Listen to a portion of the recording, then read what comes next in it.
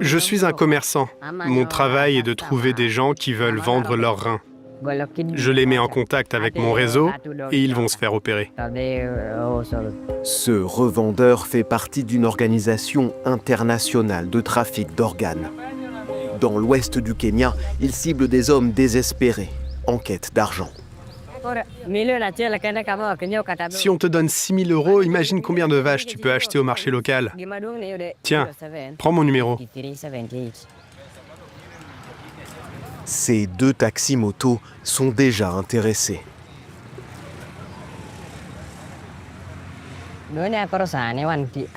Cet homme-là veut vendre son rein à cause de ses problèmes familiaux. Dès que je trouve des gens comme lui, prêts à vendre, je les mets en contact avec mes chefs et je les aide. Nous partons au cœur présumé de ce réseau, l'hôpital Mediheal.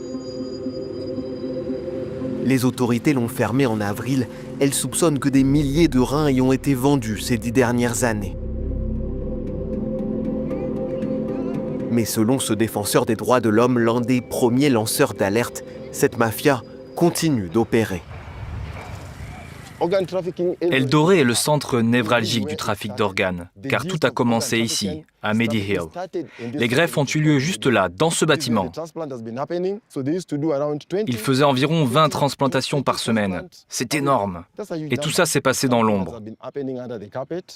De nombreux jeunes ont perdu leurs organes dans cette clinique.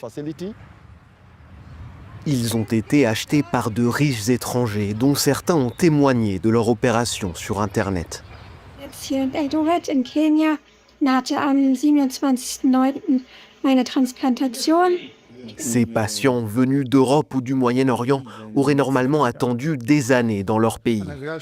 Mais au Kenya, ils obtiennent un rein en quelques semaines. Après plusieurs minutes de tournage, la sécurité privée de l'hôpital nous demande de partir. Laissez-les faire ce qu'ils veulent. Ce sont des journalistes accrédités et moi je suis militant. Tu ne peux rien faire contre nous. Appelle donc la police. Ils essaient d'empêcher notre tournage parce qu'ils savent très bien ce qui se passe ici. Alors n'ayez pas peur, ce sujet est d'utilité publique. Qu'ils viennent donc, qu'ils me filment. Ils ne vont pas appeler la police, mais plutôt leurs hommes de main. Il vaut mieux qu'on quitte les lieux. Lors de la dernière visite de Djouma, des hommes armés sont arrivés et la situation a dégénéré. Nous partons donc avec lui. Il y a beaucoup d'hôpitaux dans cette ville, comme celui-là, juste ici. Plusieurs ont participé à ce trafic. L'un effectue le test de compatibilité, l'autre se charge de la greffe. On ne parle jamais des autres cliniques impliquées dans cette affaire. Certains commerces ont profité de ce marché lucratif et ont permis au trafic de prospérer pendant des années. Les clients occidentaux logés dans cet hôtel 4 étoiles, le meilleur de la région. Ils savent pertinemment qu'ils vont recevoir un organe d'une personne très pauvre. Ils ont fait ça en toute impunité. Ces gens n'ont aucune conscience, aucune valeur morale. Honte à eux.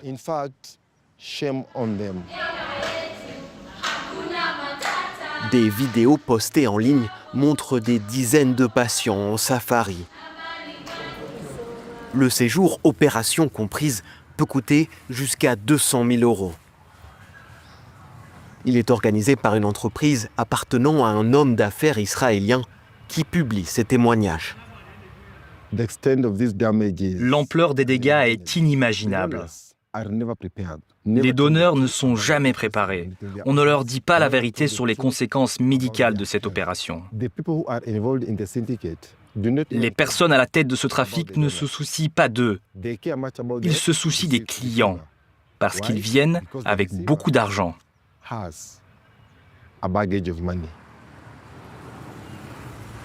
Cet argent part également dans les poches des nombreux intermédiaires, comme ce trafiquant que nous retrouvons. Il vient de convaincre un nouveau vendeur, Brian, 23 ans, orphelin depuis peu. Tu vends ton rein pour 3 000 € alors? J'espérais plus. C'est ma seule issue pour sortir de la pauvreté. C'est la seule solution.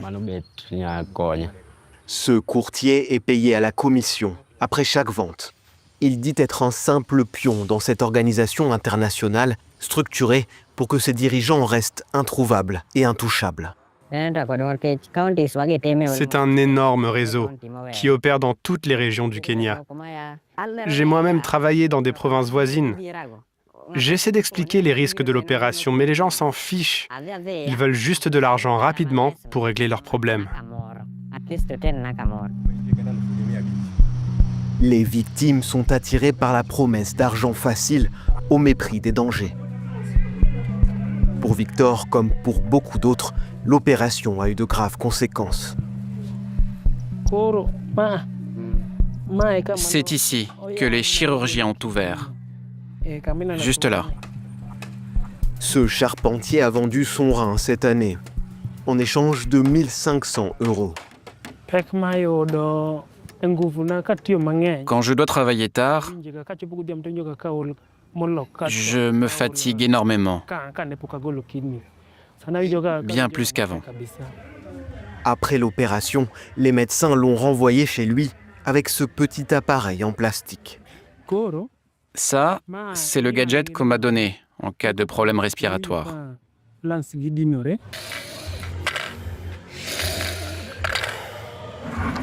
Je suis fatigué.